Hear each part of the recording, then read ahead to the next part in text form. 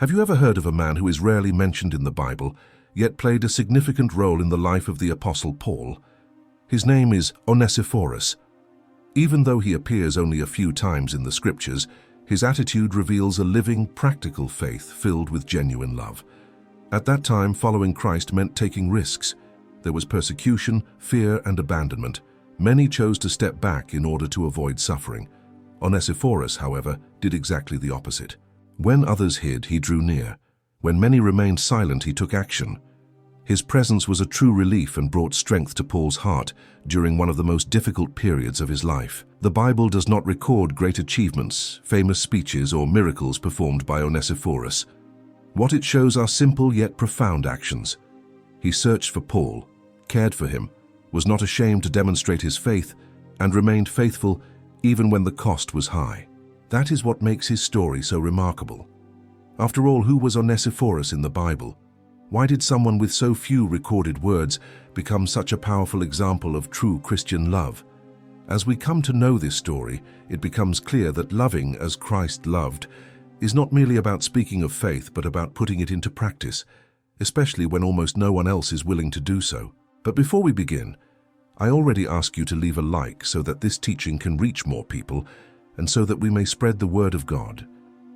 The story of Onesiphorus appears in the second letter to Timothy and is connected to the city of Ephesus, one of the most important centers of Christianity in the early years of the church. Living out the faith in Ephesus was not simple. The city was intense, full of commerce, diverse customs, idolatrous practices, and strong spiritual challenges. Being a Christian there required courage, steadfastness, and a willingness to face opposition. It is in this context that Onesiphorus stands out, not because he held leadership positions or delivered striking speeches, but because of the way he lived his faith on a daily basis. His life was marked by faithfulness and by a love that was expressed through concrete actions. The Bible presents Onesiphorus as someone known for his care and generosity toward his brothers in the faith. His reputation was not built on beautiful words, but on actions. He did not merely claim to believe in the gospel, he put that faith into practice. His gestures, though simple, held great value, helping those in need, welcoming others, providing support, and standing beside people in their most difficult moments. In a time when following Christ could bring loss, social rejection, and even the risk of death, Onesiphorus chose not to hide. While many only demonstrated faith when there was no danger, he maintained a firm and consistent posture. He served when everything was going well and continued to serve when persecution and hardship arose. This attitude reveals a heart truly committed to Christ, guided not by convenience but by deep conviction. The house of Onesiphorus in the city of Ephesus became known as a place of welcome. In that time of persecution, opening the doors of one's own home was neither simple nor safe. Receiving brothers in the faith, hosting traveling Christians, or helping leaders of the gospel involved real risks. Even so, Onesiphorus chose to turn his home into a space of care, fellowship, and support. In that home, the weary found rest, the persecuted found protection, and the brothers and sisters in the faith received encouragement to continue. The house of Onesiphorus was not merely an address, but a refuge in the midst of hardship. As time passed, his name became associated with service. He did not seek prominence or recognition. His desire was to meet needs. His care carried no demands and made no distinctions. Wherever there was pain, loneliness, or spiritual weakness, he made himself present. In a world marked by fear and selfishness, Onesiphorus chose a different path, the path of self-giving. This way of life reveals his loyalty to the gospel. Onesiphorus did not separate what he believed from the way he lived. For him, following Christ meant loving real people in real situations, even when that involved risks. His faithfulness did not depend on praise or on guarantees of safety. He knew that living out the gospel requires self-denial, and he was willing to accept that cost. Thus, right at the beginning of his story, Onesiphorus appears as an ordinary man in human eyes, yet remarkable for his faithfulness and commitment to Christ. When the Apostle Paul is imprisoned in Rome, the reality for Christians changes drastically. What was already difficult becomes even more dangerous. Persecution intensifies, surveillance increases, and any connection with Paul's name comes to represent a real risk. The one who had carried the gospel to so many places is now incarcerated, treated as a criminal because of his faith. His imprisonment affects not only his personal life, but also signals that even harsher times have arrived for all followers of Christ. During this period, many Christians begin to distance themselves.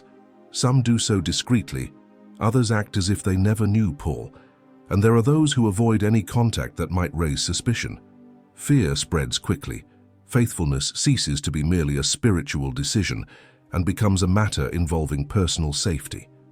Remaining steadfast now requires courage, because standing beside Paul could cost reputation, freedom, and even one's own life. It is in this atmosphere of abandonment that the attitude of Onesiphorus stands out even more. While many choose silence and distance, Onesiphorus does not take the easier path. He is not driven by fear, nor does he think only about self-preservation. Instead of withdrawing, he draws near. Instead of denying, he remains faithful. His posture draws attention precisely because it goes against the attitude of the majority. Paul's imprisonment ends up revealing who was truly willing to live out the gospel to the very end. Onesiphorus understands that faithfulness cannot depend on circumstances. He knows that following Christ involves risks, and that supporting a faithful servant, especially in difficult moments, is part of that calling. His attitude is not born of recklessness, but of deep conviction. Christian love does not abandon others when the need is greatest. The abandonment Paul faced was not only physical, but also emotional and spiritual. The loneliness of prison in Rome was profound, and knowing that many had turned away made everything even more painful. It is precisely in this setting of forgetfulness and rejection that the faithful presence of Onesiphorus gains special value. His loyalty brings comfort amid pain and becomes a clear sign that God was still caring for the apostle, even when almost everyone else had departed.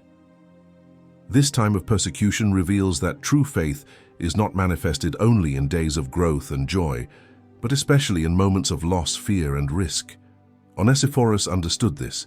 He did not measure his faithfulness by what he might lose, but by the truth of the gospel. While many chose to preserve their own safety, he chose to maintain love, fellowship, and commitment to the work of God. Thus, Paul's imprisonment highlights the difference between those who followed the faith only when it was comfortable and those who were willing to remain steadfast until the very end.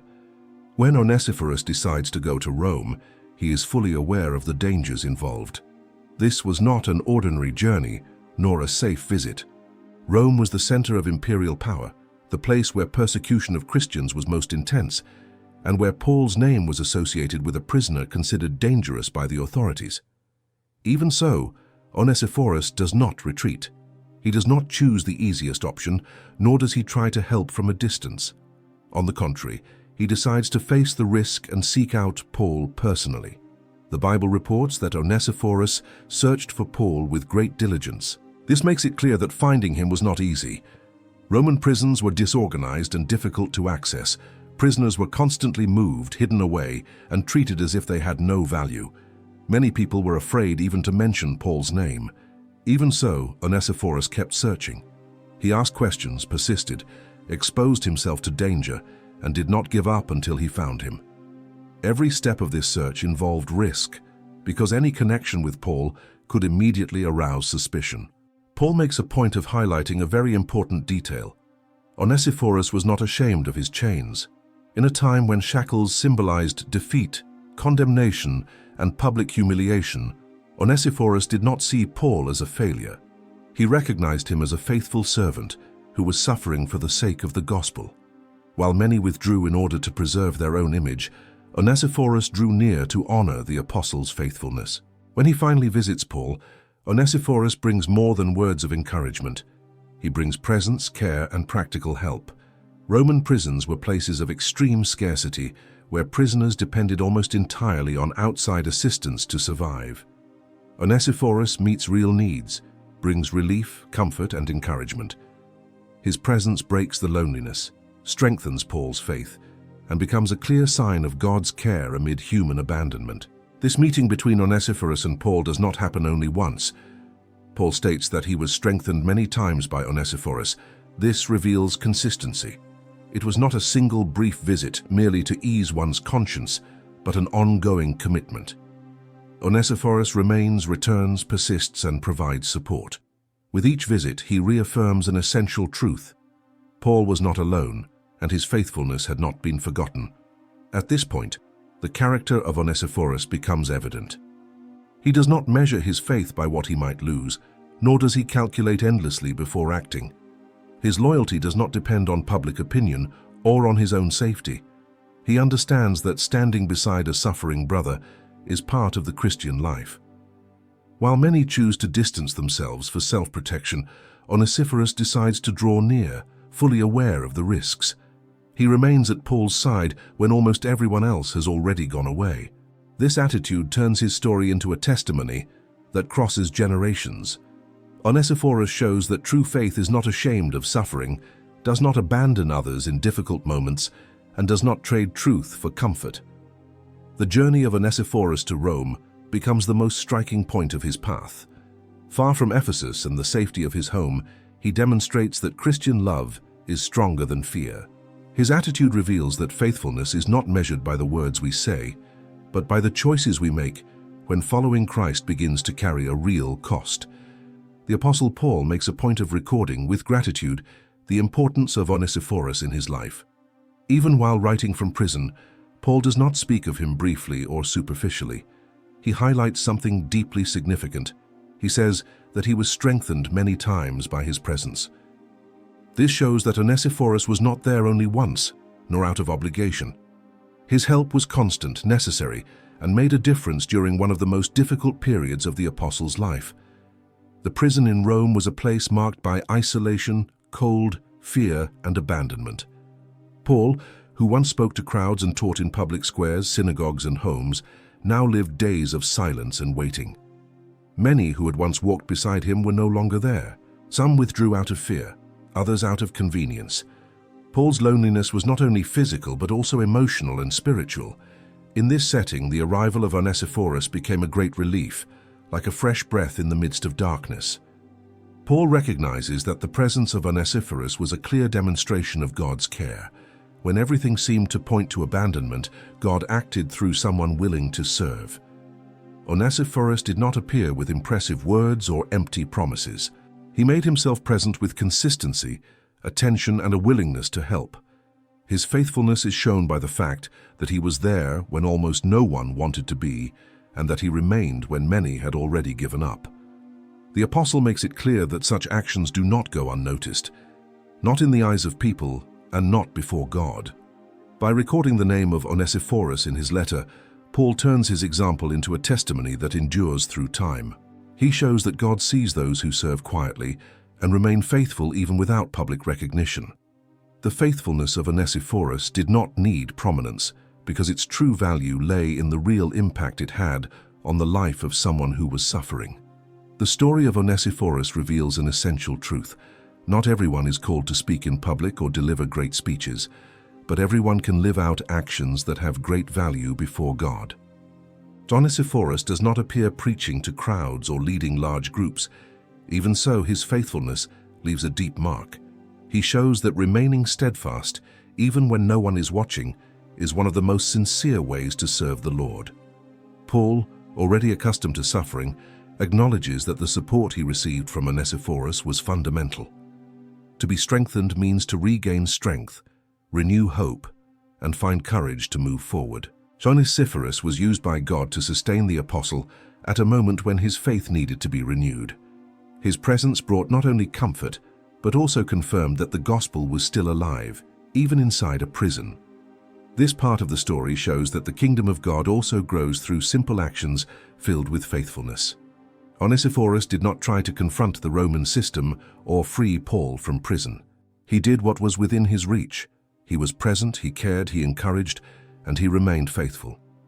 That was enough to deeply mark Paul's life and to leave a testimony that endures through time. For this reason, what Paul records turns the story of Onesiphorus into an example for all generations. He shows that God values faithfulness lived in silence, constant service, and love put into practice. Even without titles or positions of prominence, Onesiphorus becomes great in the eyes of God because he chose not to abandon, not to be ashamed, and not to give up. When writing his letter, the Apostle Paul does something spiritually very significant. He mentions the household of Onesiphorus and offers a special prayer, asking that the Lord grant him mercy on that day. This expression is not used casually. Paul is referring to the day of judgment, the final moment when all people will stand before God. His prayer carries seriousness, depth, and hope. The fact that Paul mentions the household of Onesiphorus, rather than speaking directly about him, suggests that this faithful servant was no longer present. The Bible does not state this directly, but the tone of the prayer indicates that Onesiphorus had possibly already passed away, perhaps as a consequence of the persecution of Christians. He exposed himself to danger by seeking Paul in Rome, by not being ashamed of his chains, and by remaining faithful when many gave up. In times like those, such actions usually came at a very high cost. Even without providing details about his death, the Bible highlights something even more important: the hope that marked the life of Onesiphorus. Paul does not ask for riches, honor, or human recognition on his behalf. He asks for mercy before God. This reveals what truly held value at the end of Onesiphorus's journey. His confidence was not in the rewards of this world, but in the justice and grace of the Lord. His story does not end in fear or forgetfulness, but in a prayer that points toward eternity. Onesiphorus concludes his journey as someone who remained faithful to the very end. He was not faithful only in peaceful moments. His faith did not diminish when the risks increased. On the contrary, the greater the persecution became, the clearer his loyalty to the gospel proved to be.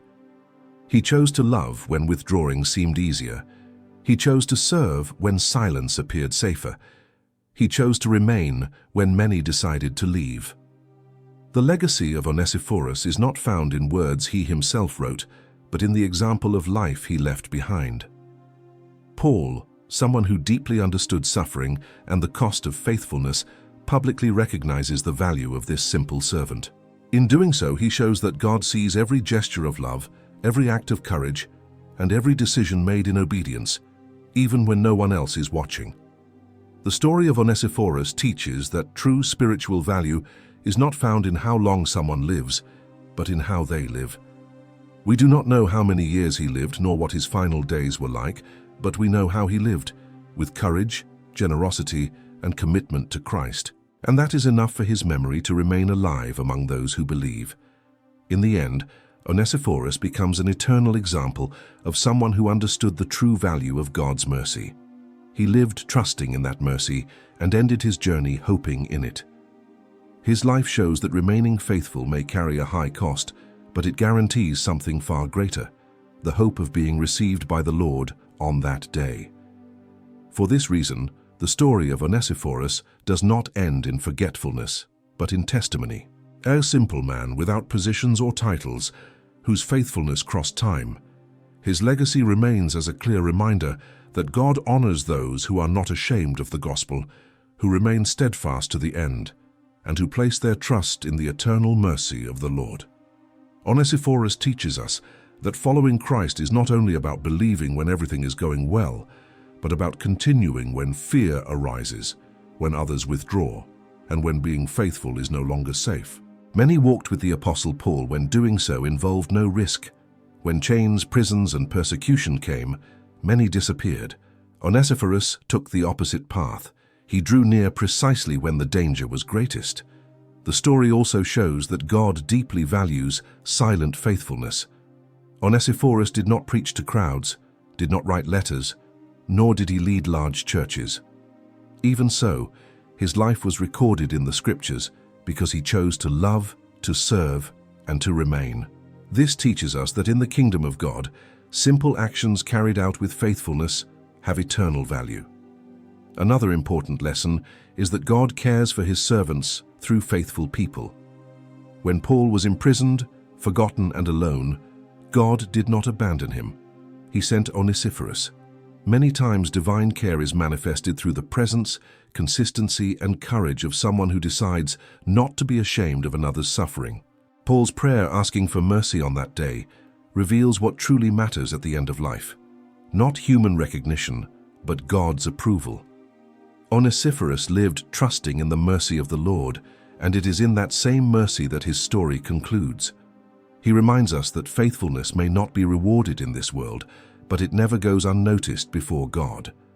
In summary, the lesson from the story of Onesiphorus is clear. When many turn away, God observes those who remain. Remaining faithful may cost comfort, security, and even one's own life, but it builds a legacy that crosses generations. Onesiphorus teaches us that it is worth being faithful to the end, because God honors those who are not ashamed of the gospel and who fully trust in his eternal mercy.